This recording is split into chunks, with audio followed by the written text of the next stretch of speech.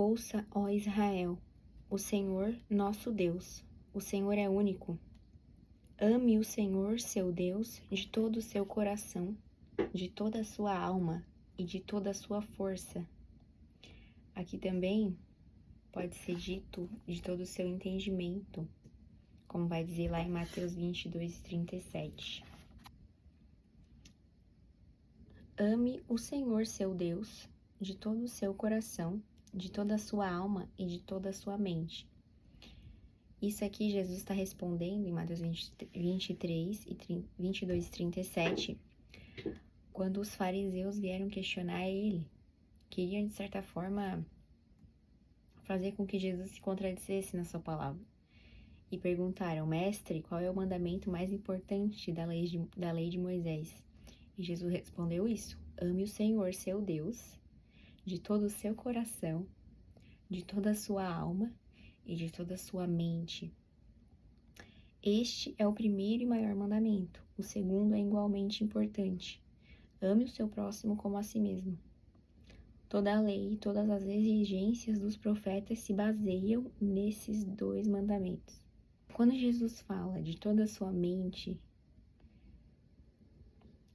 Jesus está querendo dizer claramente que você tem uma mente, você tem um cérebro que funciona, um intelecto.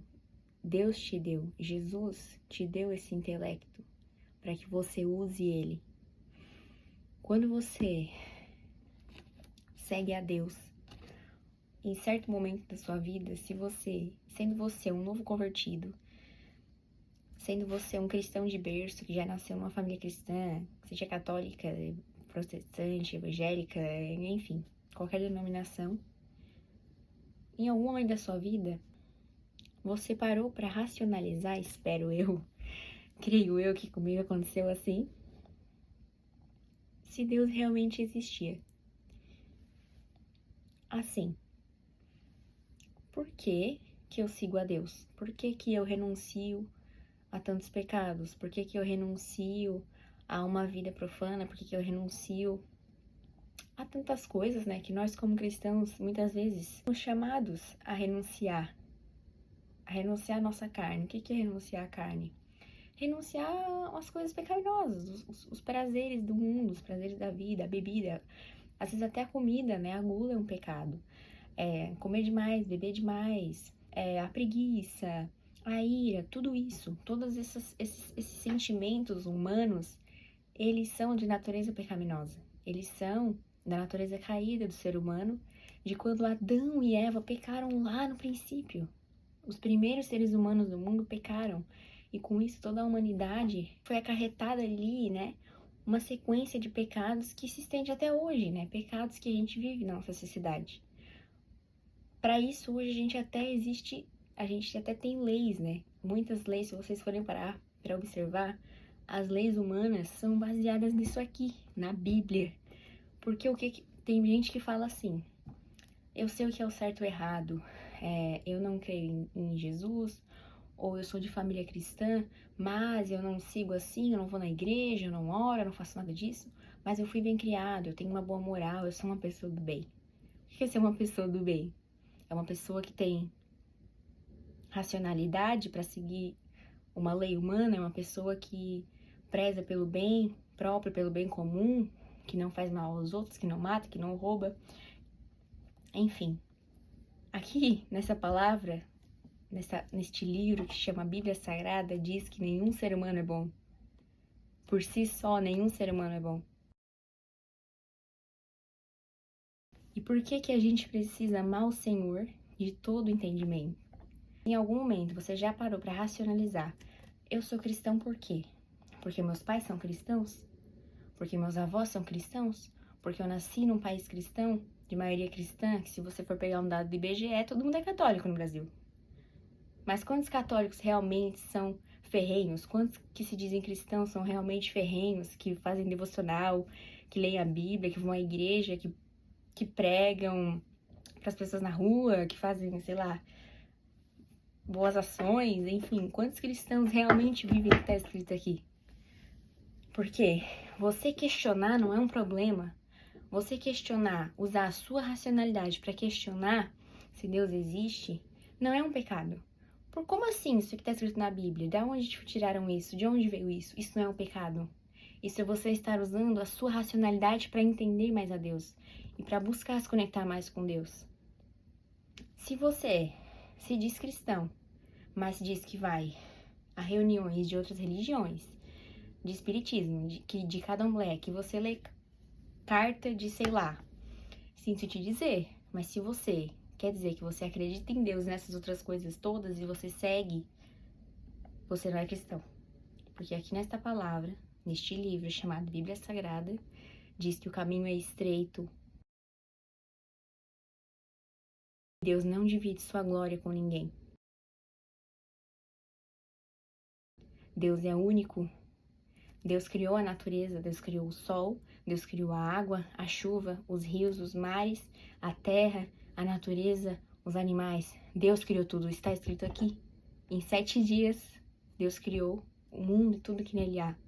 Então não faz sentido você dizer que você segue uma religião, que você concorda, que você se inspira em uma religião que adora o sol. O sol não faz nada, o sol ele esquenta. Por quê? Porque ele é o sol, ele não vai olhar pra você como um indivíduo que vive aqui nesse plano chamado Terra e vai fazer algo por você, além da função que ele já tem, que é de ser o sol.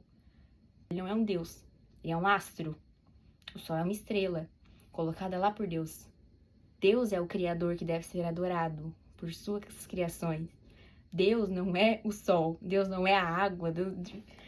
Não, isso é paganismo, isso não é. Não tem como você se dizer isso aqui, veja bem. Eu estou dizendo, você pode fazer o que você quiser. Você é livre, você pode escolher a sua religião. Mas você não pode dizer que você é cristão e que você vai em reunião de candomblé, que você acha que o sol é um deus, que você acha que a água é um deus. Você não pode. Você não pode. Aqui em Oséias 4 e 6 vai dizer: meu povo está sendo destruído porque não me conhece. Como você pode conhecer a Deus? Estudando a palavra de Deus. Isso aqui não é um livro. Se isso aqui fosse meramente um livro, ele não seria proibido em diversos países do mundo. E quem possuísse esse livro não seria perseguido e morto. Isso aqui seria só um livro. Mas isso não é meramente um livro. Isso aqui é a verdade. É a liberdade, a libertação.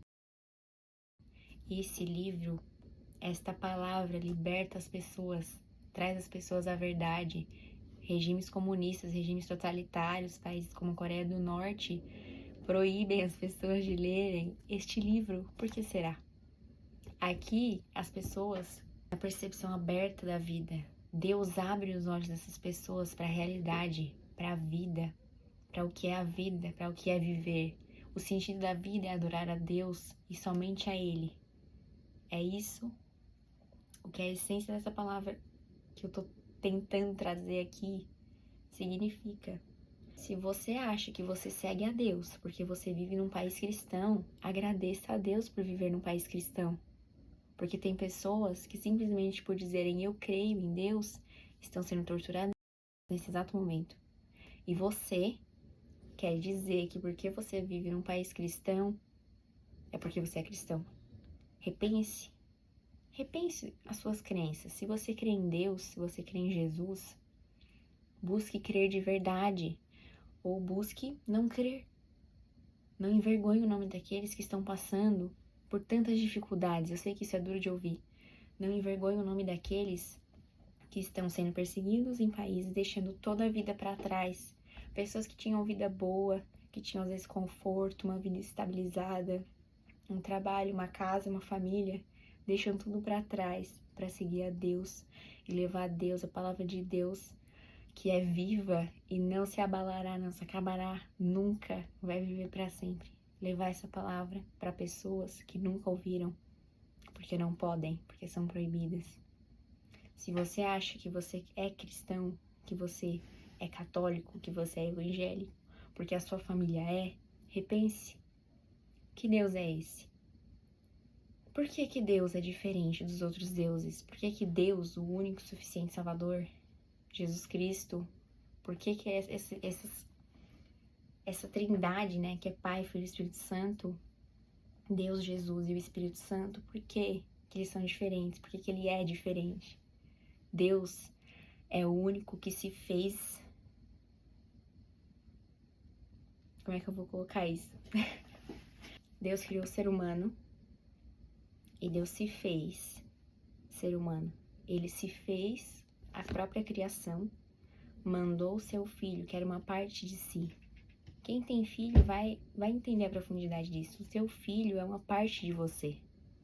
Deus se fez em Jesus como seu filho, mandou seu filho unigênito para nascer como um bebê indefeso, crescer, se alimentar, depender de uma mãe, depender de um pai. O Deus Criador se fez criatura, se fez a sua própria criação para viver entre nós, morrer por nós para nos salvar. Se você acha que você é cristão por ser cristão, lembre disso. Não existe Deus como o nosso Deus. Não existe Deus. Não existe como Jesus. Não há ninguém, não há outro igual. Nenhum Deus se fez sua própria criação. Nenhum Deus se fez humano para estar próximo. Nenhum Deus deixou a sua glória, a sua grandeza sobrenatural e absoluta para estar com aqueles que o menosprezavam, para estar com aqueles que ele sabia que o iriam negar, que o iriam matar. Ele fez. Se você acha que você é cristão, porque alguém quer que você seja, repense. Pense o quão forte é isso. Eu não tô aqui para brincar com a tua emoção. Eu tô aqui para falar a palavra de Deus. Eu venho estudando isso porque eu já tive essa dúvida. Um Deus que não é como um Deus romano, um Deus do Olímpio, que só farreava ou que usava a humanidade para ser escrava de si. Não, ele é um Deus que ele se fez criação para estar mais próximo da sua própria criação, para conviver, para ensinar e para resgatar a sua criação que estava perdida, dar uma chance de vida verdadeira, vida eterna, de salvação do pecado.